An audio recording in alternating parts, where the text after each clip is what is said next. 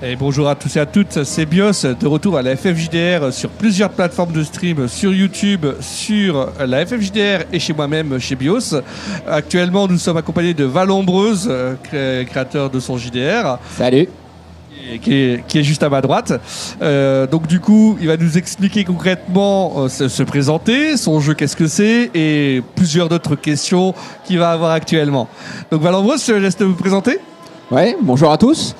Donc très heureux d'être ici sur le plateau live grâce à la FFJDR et Rock'n'Roll. Donc Valombreuse, moi je suis Seg, je suis un des co-auteurs du jeu avec mon partenaire Phil. On a développé ce jeu, on a commencé il y a à peu près 2 ans et demi. Valombreuse, c'est un jeu médiéval fantastique, mais pas fantastique comme les gens ont l'habitude de penser. Il faut plutôt penser à un esprit comme Game of Thrones.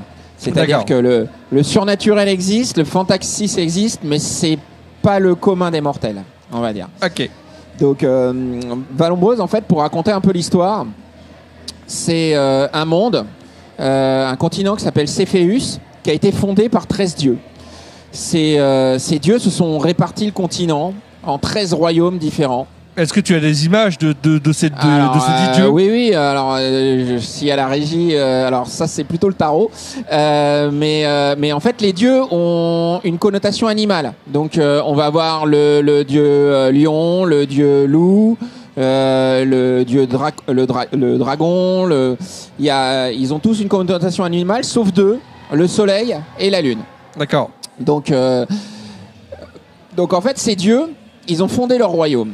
Ils ont fondé sur leur royaume et ils ont fait don aux humains de leur sang, du sang divin, du don du sang divin. Et ça, c'était il y a des dizaines de milliers d'années. D'accord. Et donc chacun a pris une portion, du monde. Et il y en avait un qui était pas content. Le dieu serpent. Alors, mais ce serpent, il est partout dans le catholicisme. Mais maintenant, le dieu serpent, il était dans un endroit qu'on appelle l'Illurie. Oui. C'est un royaume assez désertique, assez aride. Donc du coup, il a pas trop réussi à attirer les hommes. Il a pas réussi à faire comme dans Adam et Ève. Voilà. Du coup, comme il a pas réussi à attirer les hommes, il était un peu jaloux des autres dieux. Il a commencé à insinuer un peu, on va dire, la jalousie, le doute, l'envie dans le cœur des hommes. Ouais, là c'est la carte du tarot du serpent. Ah, il est pas beau, hein. Voilà. Et donc. Du coup, suite à l'influence du serpent, les hommes ont commencé à dévier un peu de leur dieu d'origine. Ils ont commencé à se battre entre eux, ils ont commencé à faire des guerres, ils ont commencé à moins honorer leur dieu. Ok. Et les autres dieux, ça les a un peu énervés.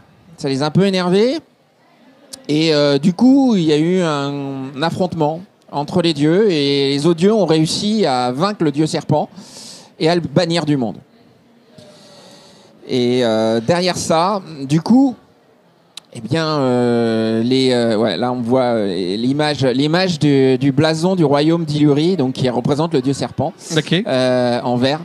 Et donc, ce qui se passe, c'est qu'ils ont réussi à chasser le serpent, mais derrière c'était quand même un peu en colère contre les hommes. Et donc, pour dire aux hommes, vous allez être punis, ils ont décidé de quitter la terre de Cepheus. Donc les dieux ont disparu. Ça, c'était il y a des dizaines de milliers d'années. D'accord. Et donc, à l'époque où les joueurs vont jouer donc les scénarios, c'est 11 900 ans plus tard. Ce sang divin, il y a eu des brassages, ils se sont mélangés, il a quasiment disparu. Ok. Néanmoins, il y a une tradition qui est restée. Pour le solstice d'été, tous les enfants de Cepheus qui sont dans leur 13e année doivent faire un pèlerinage. Ils doivent traverser l'étendue du continent. Certains, ça leur prend 2 mois pour venir. C'est les plus doués. Voilà. Qui reviennent pas, ils meurent malheureusement. Certains meurent, voilà. Mais dans l'ensemble, on laisse, les enfants sont assez protégés. Ils ont une tenue, d'ailleurs, ils ont une tenue spéciale pendant leur pèlerinage pour les identifier. D'accord. Et ils convergent tous vers une abbaye en Illyrie, justement, l'ancien royaume du serpent. Donc une abbaye qui s'appelle l'abbaye de Malicorne.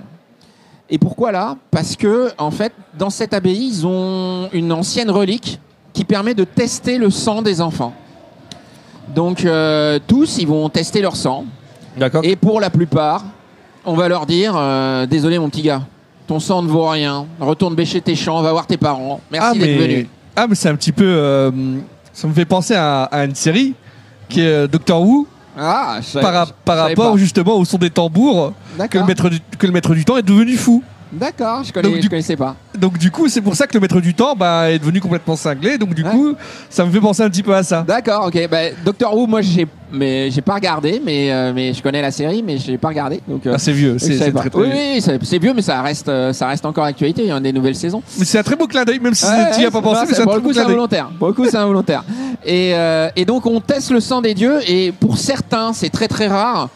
Ils ont encore gardé la puissance du sang des dieux. Et donc ceux-là, on va les garder à Malicorne pendant 5 ans. Donc ils sont arrivés à peu près à 13 ans. On va les garder pendant 5 ans.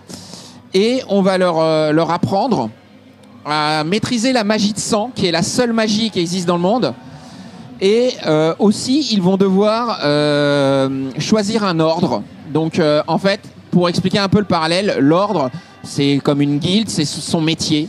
Donc ça va être un forgeron, ça va être un diplomate, ça va être une courtisane, ça va être une nomade, ça va être une oracle, ça va être un sentinelle des terres sauvages, etc. D'accord. Donc ça va être sa profession. Il va y avoir des maîtres qui vont venir et qui vont les éduquer, puisqu'ils sont assez précieux, ces jeunes-là. Et à côté de ça, ils vont apprendre à développer, chacun est issu d'un dieu, et donc ils vont apprendre à développer la magie de sang de leur dieu, en fait. Et donc, c'est ce que les joueurs vont jouer dans ce jeu de rôle. Ils vont jouer ces espèces d'élus. Ils jouent même encore un groupe encore plus particulier. C'est-à-dire que ceux qui vont jouer, c'est une génération où, de manière très, très exceptionnelle, il y a eu 5, 6 enfants la même année qui ont eu un sang divin révélé. Et ça, c'est hyper rare. Ok. Et ils forment ce qu'on appelle une veine. Donc on entraîne un groupe, c'est un espèce de groupe qui après, derrière, quand ils vont avoir terminé leur apprentissage, ils vont aller sur l'île de l'Œil, qui est l'île qui est au centre du continent, qui est en forme de couronne en fait. Ouais. Et là, la prêtresse de la Lune pour le solstice d'hiver, va consacrer leur veine et va les lier à tout jamais. Ce lien de sang entre ces 5-6 jeunes va les lier à tout jamais, et après on va les envoyer sur le continent pour remplir des missions pour le compte de l'abbaye de Malicorne ou pour le compte des filles de la Lune. Ok. Généralement, cette veine a un nom. Donc dans la campagne qu'on a écrite, cette veine s'appellera les protecteurs de l'aube, et généralement le nom que la déesse de la Lune leur donne a un lien avec leur destinée et avec ce qu'ils vont être capables de réaliser dans le monde de Céphéus. Donc c'est ça que les joueurs vont incarner, et donc du coup on a une campagne qu'on a développée derrière. Ici, pendant l'événement de la Japan Expo avec la FFJDR, on fait jouer un extrait, une scène, parce que bon, comme on est limité dans le temps de ce qu'on peut faire jouer, on fait jouer une scène du scénario qui peut être joué soit en one shot, soit comme le début de la campagne qu'on a écrite. D'accord. Cette campagne s'appelle Sub Sole Veritas, donc sous le soleil la vérité. Un nom un peu peut-être énigmatique. Et c'est pas la série, hein, on se rassure. Non, mais en fait, ce qu'on a cherché à faire dans Vallombreuse, ouais. Nous, avec mon collègue, on est créateur. On joue au jeu de rôle depuis. Vous êtes combien dans votre entreprise? Alors, à l'origine, au tout début, on était 3, et puis un des membres a dû quitter le groupe. On est donc 2. Donc, mon collègue Phil, lui, à l'origine, en fait, il voulait écrire un livre. Oui. Il voulait écrire un livre, donc il avait finalement déjà imaginé ce monde, déjà imaginé certains éléments de la campagne, etc. Et puis, moi, je suis assez... on est tous les deux assez férus de jeux de rôle. On se connaît depuis le lycée, donc depuis 35 ans. On joue ensemble, on a joué à plein de jeux différents, etc. Ok. Et on avait vraiment envie... à chaque fois que tu testes...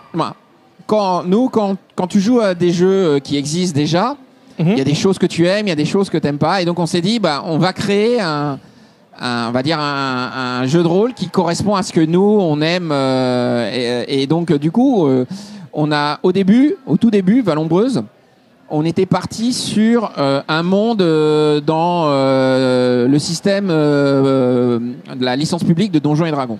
D'accord. On était parti là-dessus. Pourquoi? Moi j'ai fait jouer Donjons et Dragons pendant des années. Et puis on s'est dit les gens connaissent, donc du coup c'est plus facile de les amener à jouer s'il y a un élément qu'ils connaissent. Ok. Et puis on a commencé à faire des parties de playtest, des trucs, et on s'est aperçu que nous, notre jeu, c'est un jeu quand même, comme je l'ai dit, on est plus dans l'ambiance Game of Thrones. C'est rivalité entre les royaumes. Intrigue politique, coup de Trafalgar, retournement de situation, le gentil n'est pas un gentil, le méchant n'est pas un méchant. Game of Thrones, il se passe pas mal de trucs sans spoiler quand même. Voilà, j'espère juste qu'il se passe pas exactement la même chose. Il se passe des trucs. C'est aussi pour ça que pour l'instant le jeu on le recommande à partir de 16 ans, parce qu'il y a quand même des thèmes des fois qui sont un peu comme Game of Thrones, il y a des thèmes qui sont un peu ils sont un peu tendancieux. Voilà. Et puis voilà. Donc du coup on s'est dit non, ça le fait pas. Il faut qu'on crée notre propre système. D'accord. Donc du coup, on s'est mis à le créer. Moi, j'ai pas mal joué aussi aux jeux de société. Donc on a aussi, en fait, notre but on avait deux buts avec Vallombreuse, c'est qu'au niveau de l'histoire et des scénars, le scénar devait être vraiment primordial, et on voulait étonner nos joueurs et surprendre nos joueurs. Ouais. Et au niveau du système, on voulait introduire des mécaniques qui n'étaient pas les mêmes mécaniques que ce qu'on trouve partout. Donc c'est pour ça qu'on s'est inspiré de certaines mécaniques qu'il y a dans le jeu de société. Donc on a beaucoup de petites cartes, de petits éléments de jeu qui permettent, on va dire, de plus s'immerger dans le monde. Et on voulait aussi, moi je trouvais souvent que dans les jeux de rôle, la part du combat était vraiment très importante et que les combats étaient très très longs. Ok. Et là, on a voulu faire un monde quand même assez létal. Donc on peut mourir à Vallombreuse. Et là, il n'y a pas quelqu'un avec une potion de vie qui vient te soigner comme ça. Tiens, prends un protecteur, tu vas revivre. Non. Donc la mort dans Vallombreuse a un poids assez important. D'accord. Alors, heureusement, les élus que jouent les joueurs ont un moyen de revivre, mais tout ça leur coûte très cher. C'est-à-dire qu'en fait, chaque personnage a une capacité de points de sang globale qui représente son potentiel. Okay. Et à chaque fois qu'il meurt, en gros, ce potentiel maximum diminue. Donc en gros, ta puissance maximum va diminuer au fur et à mesure. Donc plus tu meurs, plus tu vas t'affaiblir. Et voilà, on voulait que la mort ait un coût.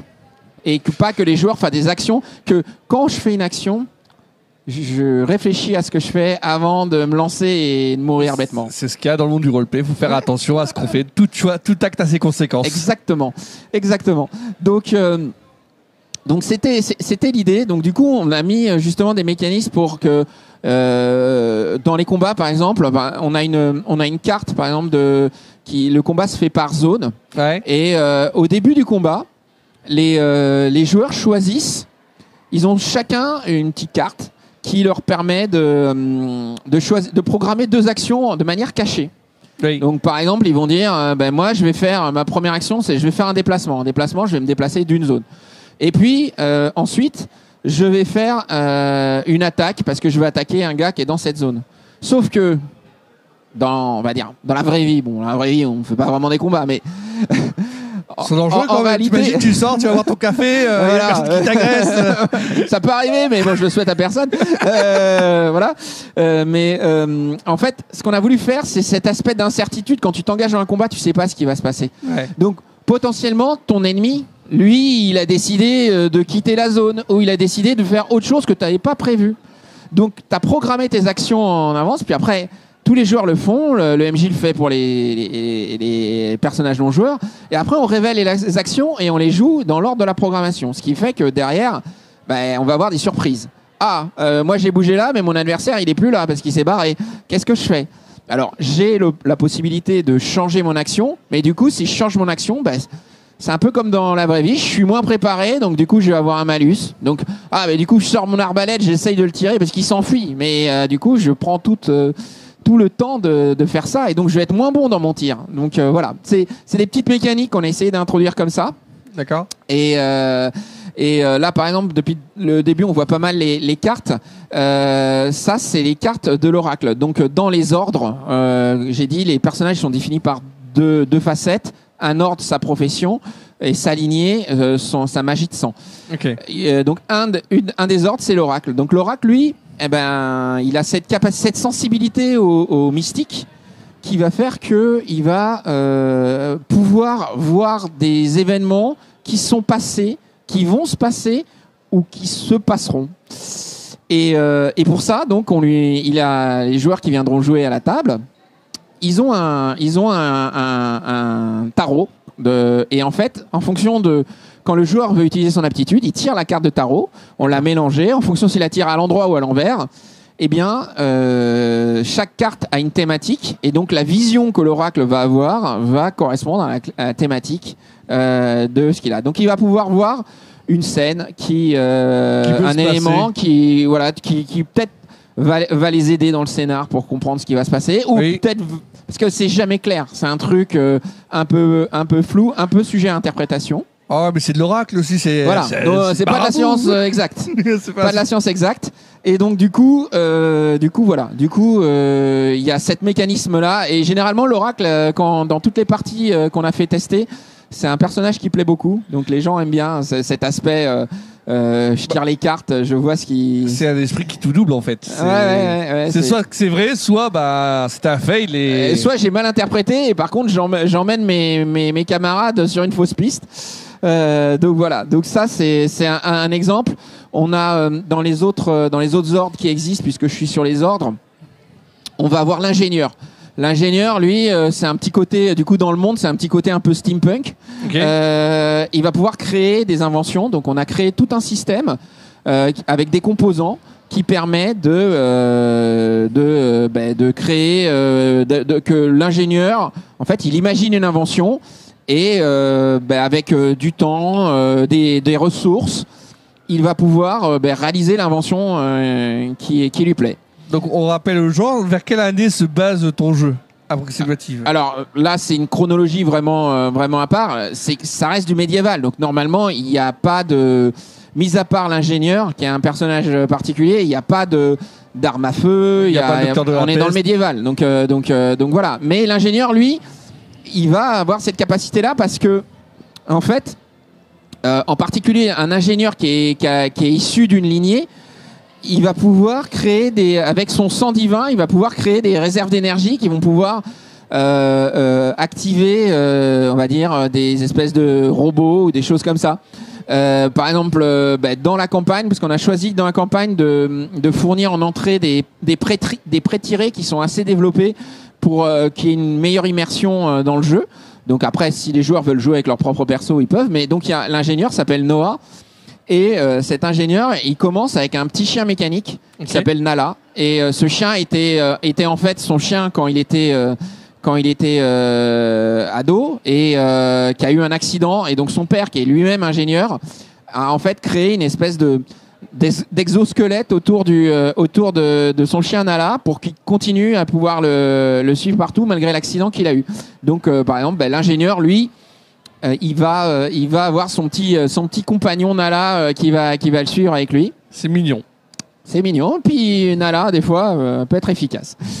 Et donc après, si je continue à balayer, donc dans les pré-tirés, on va avoir la courtisane. La courtisane, c'est vraiment, c'est un peu la Matahari. C'est la courtisane ou le courtisan. Il n'y a pas de sexisme. Il n'y a pas de sexisme. Non, il n'y a pas de sexisme. À cette période, il y a de tout. Il y a de tout. Les gens vendaient leur corps pour n'importe quoi. Alors, c'est vraiment des gens qu'on a entraînés justement à des arts de la séduction. Alors l'art de la séduction, il peut être varié. Mais est-ce que bah, justement, vu qu'ils sont passés justement de ce côté-là, est-ce qu'ils ont été voir les dieux, ils ont été refusés? Les dieux, ils les ont jamais vus. Ils les ont jamais vus. Ces gens-là qui ont fait ça, ils les ont jamais vus. En fait, ils ont été formés à Malicorne par les représentants des ordres pour la profession et des membres de la lignée, parce qu'en fait cette lignée divine de sang, en fait tous ceux qui partagent cette capacité de sang ancien d'un dieu particulier,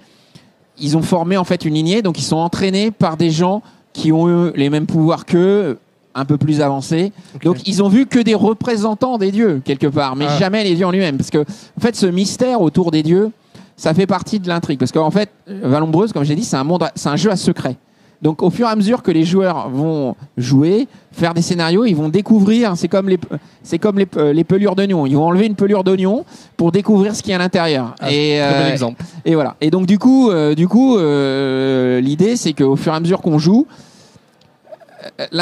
l'idée c'est plus tu joues, plus tu as envie de jouer, parce que tu veux savoir ce qui se passe en vrai. C'est ça en fait qu'on a essayé de créer comme sentiment, tu vois, dans le truc. Et donc voilà. Donc les dieux, il reste ce côté mystérieux. Et donc là, dans la première campagne qu'on a écrite, on va découvrir déjà des premiers secrets. Et il y a déjà une deuxième campagne qui est déjà imaginée, pas écrite mais imaginée. Et là, on va aller encore un peu plus loin dans les secrets des dieux. Ton jeu, tu l'as écrit en combien de temps? Alors, comme je l'ai dit, mon collègue Phil, en fait, lui, il l'avait déjà en tête parce qu'il voulait il voulait écrire un livre. Ouais. Donc, on va dire le côté background, on est arrivé. Nous, ça fait à peu près 2 ans et demi qu'on travaille dessus. Mais finalement, lui, il est déjà arrivé avec un premier jet de background. Le monde, la première campagne, il l'avait déjà dans sa tête. En fait, il avait déjà quasiment écrite. Voilà. Donc après, c'était comment on passe d'un exercice qui est un exercice d'écrire un livre, à une expérience que tu fais jouer. Le pas est dur? Comment? Le pas à sauter, est-ce qu'il est dur? Ouais. Alors, c'est marrant parce que c'est très drôle avec mon collègue Phil. Généralement, il écrit le scénar, il me l'envoie. Et là, je lui dis, j'ai rien compris. donc bon, voilà, on itère entre nous. C'est la force, on va dire, d'être tous les deux, et puis avec des compétences différentes. Et généralement, tous les deux, après, en itérant, on arrive à se dire, tu vois, cette scène-là, en fait, il écrit le scénario comme si c'était un livre, et puis après, on le découpe en scène, et en le découpant en scène, on se dit, voilà, quels sont les mécanismes de jeu qu'on veut introduire, parce qu'on essaye aussi de faire ça, d'introduire dans des scènes des mécanismes un peu originaux. Aujourd'hui, donc comme je disais, on a fait jouer 2 one-shots dans les festivals parce qu'on va dans des festivals typés jeux de rôle où la FFJDR est la plupart du temps d'ailleurs, comme on a été à Kaiserberg en mai, et on a été l'année dernière à Octogone à Lyon, et on y sera en octobre prochain. Donc c'est des gros festivals de JDR où il y a une grosse population de JDR. Ici, à la Japan Expo, on le voit avec la FFJDR, on fait découvrir. On essaye de faire jouer des gens qui, pour la plupart, ne sont pas des rôlistes. Donc, on va aller chercher, etc. Tout à l'heure, on a fait un tour pour aller les chercher. Donc, ce que je veux dire, c'est que dans un des scénars qu'on a fait jouer là en mai dernier, il y a une scène qui se passe dans une bibliothèque qui prend feu. Donc, du coup, il y a tout un mécanisme du feu qui se propage dans la scène, et les joueurs ont des objectifs à atteindre, et ils doivent récupérer en gros des éléments dans la scène, aller chercher un livre, un machin, un truc, sauver un gars, aller essayer d'attraper le mec qui a foutu le feu. Ils essayent de faire ça pendant leur phase. Donc on a mis tous des mécanismes en place pour simuler cette scène. Donc voilà. Donc on va dire la difficulté, pour répondre à ta question, la difficulté elle est là. C'est quand tu décris une scène où il y a le feu dans une bibliothèque, etc. Ça peut être très sympa, mais ça peut être très chiant à jouer. Ok. L'idée, c'est de le transposer dans quelque chose que les joueurs vont trouver agréable à jouer. Voilà. Donc c'est du boulot, oui, c'est du boulot, mais c'est hyper enrichissant. Dis-moi Ouais. si je me trompe. Je me trompe peut-être. Hein. Ouais. Tu as créé ton jeu Vallombreuse par rapport fin Covid, si je me trompe pas. Ouais, après le Covid, ouais. Après le Covid, Ouais. est-ce que ça a été difficile ou pas du tout? Parce qu'on était arrivé sur l'application Discord. Alors, Discord, en fait, nous, moi, comme je disais, j'ai joué, je joue au jeu de rôle depuis longtemps. Ouais. Je suis pas tout jeune, donc voilà. Tu as quel âge sur la discussion? J'ai 50 ans, donc voilà. Donc Oh, j'ai on 50 a pas ans. tant d'écart. Voilà. Voilà. Donc moi j'ai joué depuis que j'étais au lycée. Mon collègue Phil, on était copains au lycée, on jouait ensemble. Donc voilà, il y a 30 ans. Hein. À cette époque-là, on jouait que sur table. Oui. Les technologies n'existaient pas. Et donc, derrière, on a commencé.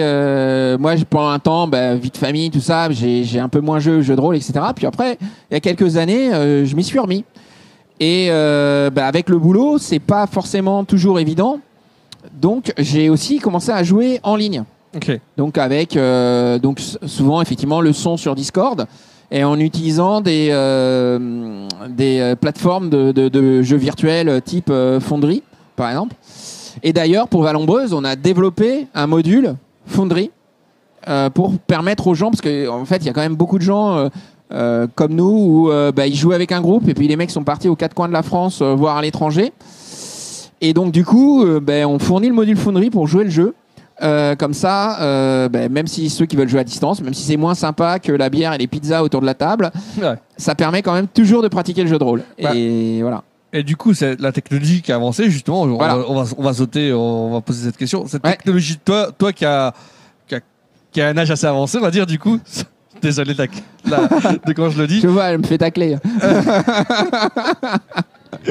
Est-ce que ça a été difficile pour toi ou pas du tout? Alors moi non, parce que moi je bosse dans la tech, donc du coup j'ai pas trop ce problème-là, et c'est pour ça que c'est moi qui suis en charge de développer le module. Pour mon collègue, ça a été un peu plus dur, mais il s'y est mis, et maintenant il arrive à maîtriser une partie sur Foundry tout seul. Au début, j'étais là moi en back-end, je lui faisais les manipulations derrière, etc. Puis maintenant, il est autonome, donc ça s'apprend. Donc pour les gens qui se disent c'est compliqué, je vais jamais y arriver, le message c'est le jeu de rôle, vous pouvez aussi le faire en ligne aussi. C'est sûr que c'est moins sympa que dans votre salon avec vos copains, mais quand vous pouvez pas, c'est mieux que pas jouer du tout. En tout cas moi c'est mon sentiment. Non, puis après on a une fierté, hein. On a connu Internet nous directement. On a connu la création d'Internet. Ouais, c'est vrai. Du coup, on va passer sur autre chose. Ouais. Toi, du coup, tu es un adhérent de la FFJDR. Ouais. Ça fait combien de temps? Depuis qu'on s'est lancé, parce qu'en fait moi je connaissais la FFJDR depuis longtemps, hein, je suivais depuis longtemps, mais au final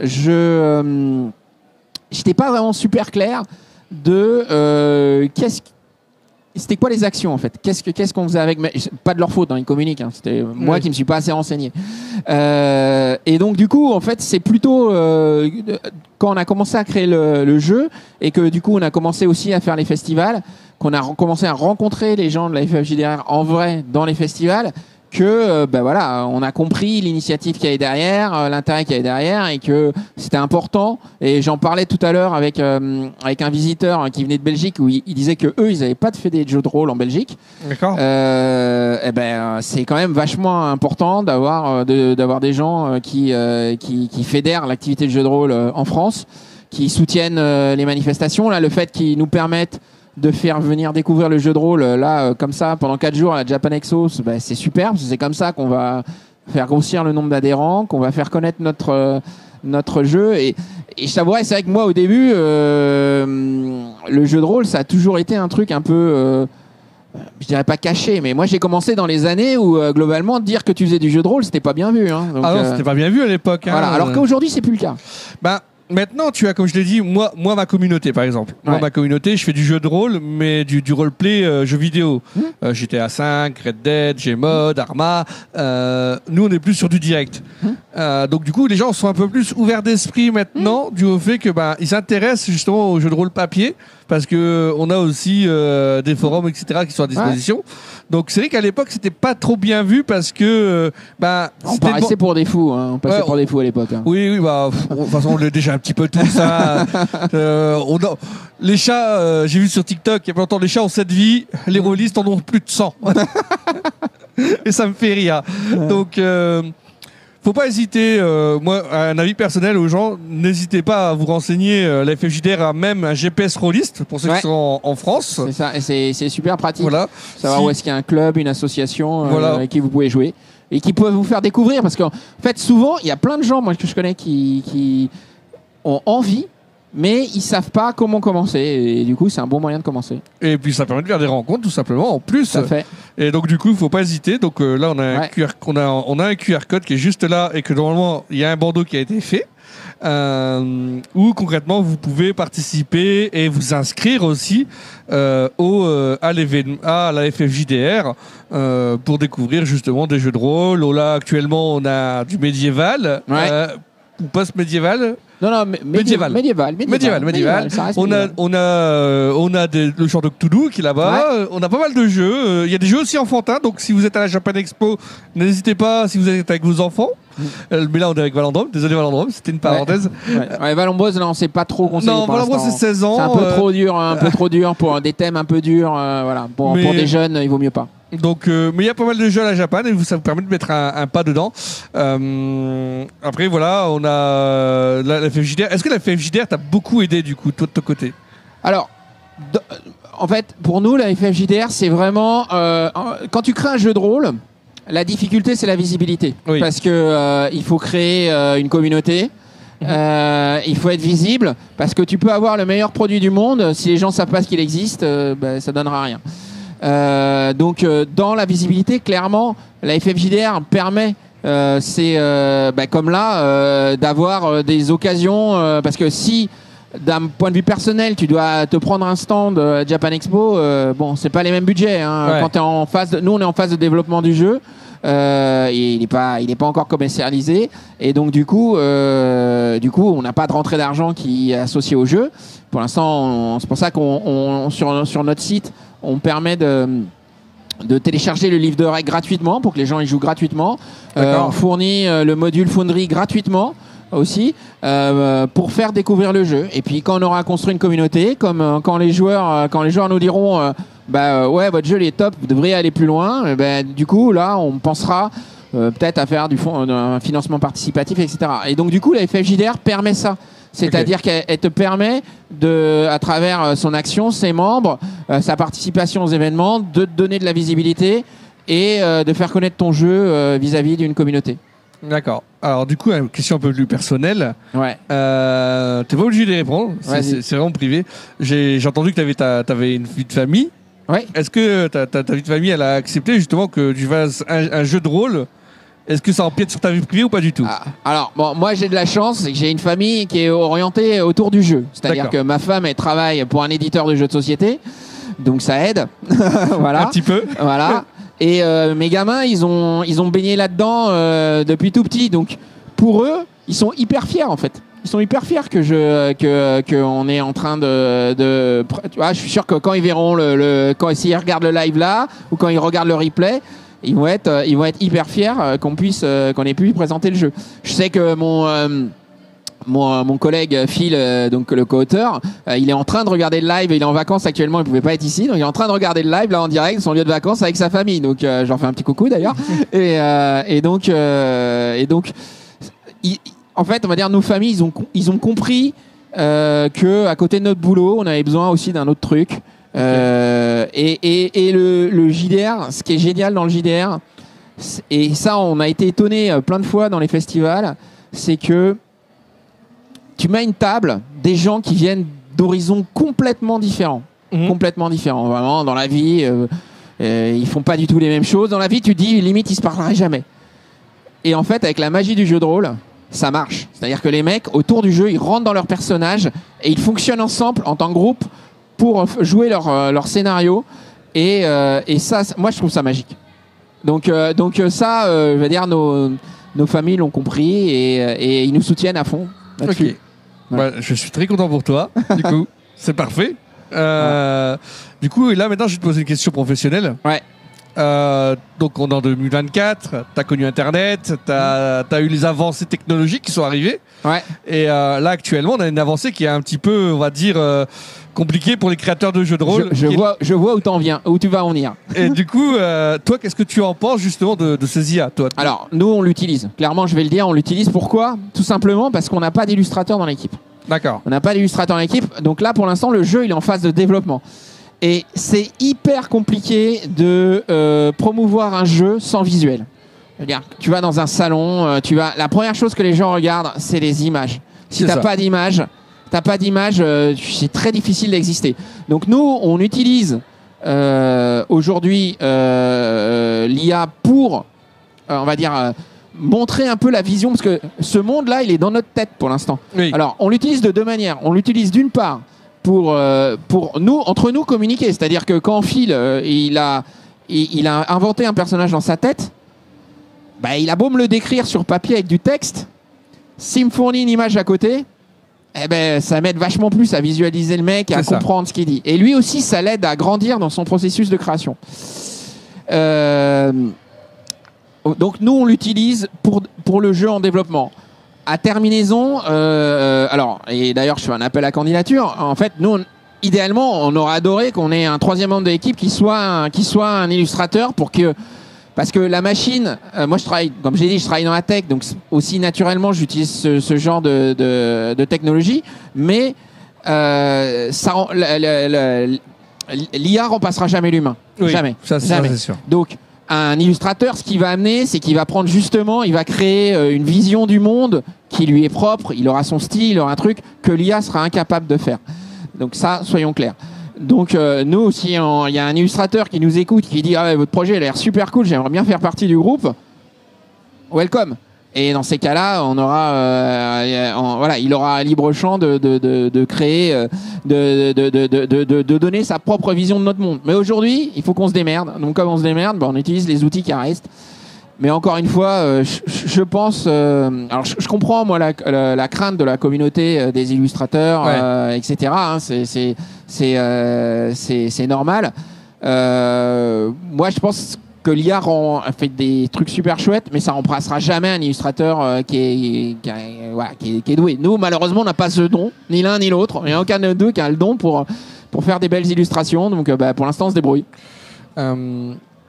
C'est vrai que c'est difficile, hein. C'est comme nous les streamers, hein. On est les graphistes, etc. C'est un peu dur à trouver. Ouais. Ou des fois c'est hors de prix, c'est un peu compliqué. Il y a le prix, hein, soyons clairs. Donc là, tu fais tout gratuit pour le moment. Pour l'instant, on fait tout gratuit. Donc voilà, tant que c'est gratuit, le jour où on aura construit une communauté suffisamment forte pour construire un financement participatif, l'illustration fera partie. En fait, nous, on cherche pas forcément. Moi, je cherche pas à gagner ma vie avec ce jeu de rôle.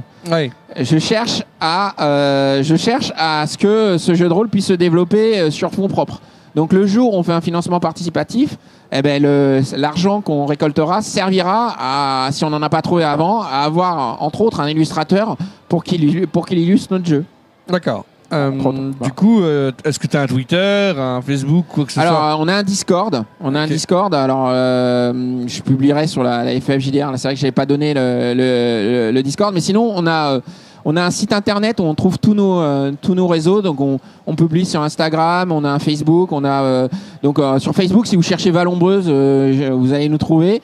Sinon, on a un site internet, c'est www.cepheus-jdr.fr, et là-dessus vous allez trouver à la fois l'histoire du monde de Cepheus, mais vous allez aussi trouver le livre de règles en téléchargement gratuit et le référence du module Foundry pour les gens qui jouent en ligne, là aussi gratuit. Donc voilà, et on va publier au fur et à mesure des aventures pour que les gens qui veulent le faire jouer, il y en a déjà 2 qui sont publiées. L'une qui est celle qu'on fait jouer ici, qui s'appelle Nuit d'orage à Lovenbourg, et l'autre qui s'appelle Dans les secrets des Ambretoiles, qui se déroule 1100 ans avant la chronologie du jeu. Et parce que encore là, il y a des secrets. Et donc, ces 2 scénarios là sont disponibles déjà pour faire découvrir le jeu, faire des one shots. Bah, du coup, j'allais te poser la question, est-ce qu'il y a des extensions de prévues pour Valombreuse, mais tu viens de me répondre, du coup. Comme je l'ai dit, on a déjà une campagne en fait qui a déjà été écrite, qui s'appelle Subsole Veritas. Et ensuite, il y aura une deuxième campagne qui se déroulera 50 ans plus tard. Et en fait, ce qu'on a prévu aussi comme modèle, c'est aussi de développer aujourd'hui, dans le livre de règles, vous n'aurez pas toutes les magies de sang, vous n'aurez pas tous les ordres. Donc, pour la plupart, les ordres marchent en grades. Donc le grade 5, c'est le maître de guilde, en gros le maître des ordres. Et le grade 0, c'est le novice. Et donc pour l'instant, on a décrit les aptitudes d'ordre que jusqu'au grade 1. Donc ce qui permet aux joueurs de lancer. Et puis après si le jeu fonctionne, eh ben, on va donner accès à toutes les magies de sang, tous les ordres et tous les grades. Ah voilà. Bah c'est bien. Et donc on a des projets. Et il y a des projets et c'est très intéressant, hein, mine de rien. C'est tu n'es pas stagné qu'à ton jeu de rôle. Il y a vraiment des objectifs qui arrivent, quoi. Bah oui, encore une fois, le premier objectif, c'est de faire grossir la communauté. Oui, la communauté, c'est la base. Et c'est la base pour plusieurs choses. C'est la base parce qu'on veut faire aussi, on veut faire un jeu qui ressemble à notre communauté. Donc l'idée, c'est pour ça qu'aussi on a un Discord, c'est qu'on puisse interagir avec notre communauté pour qu'ils nous disent, ben voilà, ça on a aimé, ça on n'a pas trop aimé. Et donc c'est un jeu qui est encore vivant puisqu'il est en cours de développement. Et donc en fonction de ce que nous disent notre communauté, ben voilà, on révisera notre copie, on s'adaptera, etc. Donc là, on cherche aussi des maîtres de jeu qui veulent bien faire tester notre jeu. On est prêt à les accompagner. Encore une fois, tout le matos, il est gratuit. Donc si vous avez envie de faire jouer Valombreuse, contactez-nous et ça sera avec plaisir.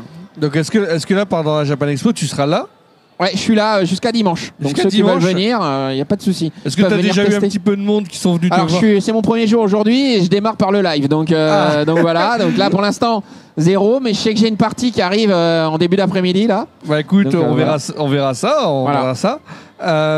Du coup, est-ce que tu as déjà fait des games, du moins des games, si t'es parti avec des gens, pas à Japan mais autre part? Oui, comme je le disais, on a fait en mai, on a fait Kaiserberg qui est un gros festival de jeux de rôle. Donc ça, voilà, on a fait 3 grosses parties de 4 heures. Donc là, c'est des grosses parties. Ouais.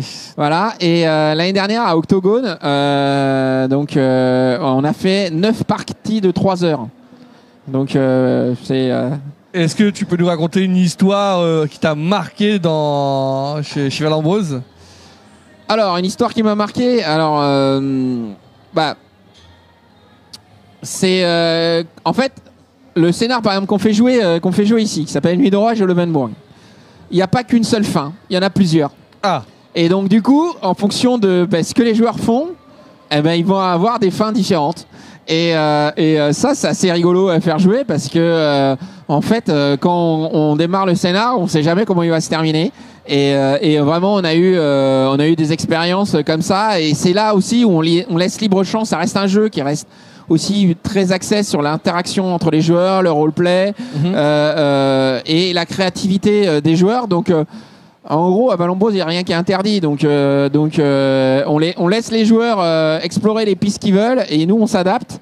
Et donc, à la fin, en fonction de ce qu'ils font, ils tombent sur une des fins possibles, en fonction de ce qu'ils ont décidé. C'est excellent. Voilà. Du coup, là concrètement, donc tu as déjà fait des parties, tu nous as raconté une petite histoire. Est-ce que tu as eu des complexités chez Valombreuse personnellement ou pas du tout Alors, est-ce qu'il y a eu débat? Oui. Quand tu arrives, et d'ailleurs, c'est comme je l'ai dit au départ, on a commencé à 3 et puis maintenant on est 2. Oui. Parce que avec notre 3e membre, on n'a pas réussi à s'aligner sur la vue du jeu qu'on voulait donner. D'accord. Et donc il a préféré quitter le projet. Mais en fait, plus tu mets de personnes autour de la table, plus tu as des points de vue différents, plus tu as des idées différentes. Donc, on va dire des débats, il y en a tous les jours. Moi, je vais créer. Alors, moi, je suis plutôt autour du système de jeu. Je vais créer un truc dans le système de jeu. Mon collègue, il va me dire, ça j'aime pas trop, ça j'aime. Donc, forcément, ça arrive débat. Quand tu crées un truc, on dit j'aime pas, ça fait mal. C'est le bébé quand même. Ça titille, quoi. Donc, du coup, voilà. Donc, en fait. Derrière, il y en a tous les jours, mais l'avantage de construire ça justement avec un copain d'enfance, en fait, c'est qu'on arrive toujours à trouver un chemin pour s'accorder. D'entente. Voilà. Mais bon, même avec d'autres, c'est pour ça. Si on intègre ensuite d'autres gens dans l'équipe, parce que construire une équipe de jeu de rôle à la fin sur 2 personnes, c'est dur parce que il y a comme j'ai parlé des illustrations, il y a aussi tout l'aspect com à faire. Parce que quand on veut construire il faut communiquer dans les réseaux. Maintenant, ça communique beaucoup sur les réseaux sociaux. Oui. Et ça consomme énormément de temps. Ça demande aussi un certain talent. Donc c'est pas simple. Donc peut-être que l'équipe s'agrandira au fur et à mesure qu'on grandira nous aussi. Ouais, je l'espère pour toi. Pour toi parce que t'es extrêmement motivé sur ton projet. Ça fait 2 ans que t'es dessus. Ouais, 2 ans et demi. 2 ans et demi dessus. C'est un projet qui est pour moi qui est dur parce que faut faire de la com, faut être motivé et en tout cas et t'as eu la période qui était un petit peu dure, qui était la période Covid, post-Covid plutôt, donc la période où justement. Je sais pas si c'était un des avantages ça, parce qu'à la fin les gens pendant 2 ans, 3 ans, ils sont retrouvés enfermés chez eux, limités dans leur truc. Donc en fait, après quand ils sortent, ils ont envie de faire des trucs, de tester des trucs, donc peut-être qu'au contraire ça nous a aidés, je sais pas. Ok. Si ça vous a aidé, c'est parfait, c'est bien. Ouais. Parce qu'en plus de ça te permet en plus de ça d'avoir d'autres contenus, des gens qui arrivent chez toi, dans ton Discord, et de faire justement des parties. Est-ce que tu fais des parties sur Discord ou pas du tout? Ouais, comme j'ai dit, on a un module Foundry, donc la campagne a été principalement, elle a été testée par 6 groupes différents, l'entièreté de la campagne, et la plupart a été fait en distanciel parce qu'on a des joueurs d'un peu partout en France, voire même on en a un en Belgique, donc voilà. Ok. Et du coup, pas d'éditeur pour le moment, si? Non. Et en fait, pour l'instant, on n'en cherche pas spécialement parce que on a envie de garder la main un peu sur le jeu. Après, peut-être que de toute façon, je sais pas si ça intéresserait les éditeurs, mais c'est plus facile de développer son jeu soi-même. Donc c'est pour ça qu'aujourd'hui on est parti sur le chemin construction d'une communauté et si ça marche, financement participatif. Ok. Voilà, parfait. Est-ce que tu aurais un mot pour les 3 dernières minutes qui nous restent? Est-ce que tu aurais un petit mot à dire? Écoutez, moi je vous dis déjà, je remercie la FFJDR, je remercie aussi Rox'n'Roll pour ce live.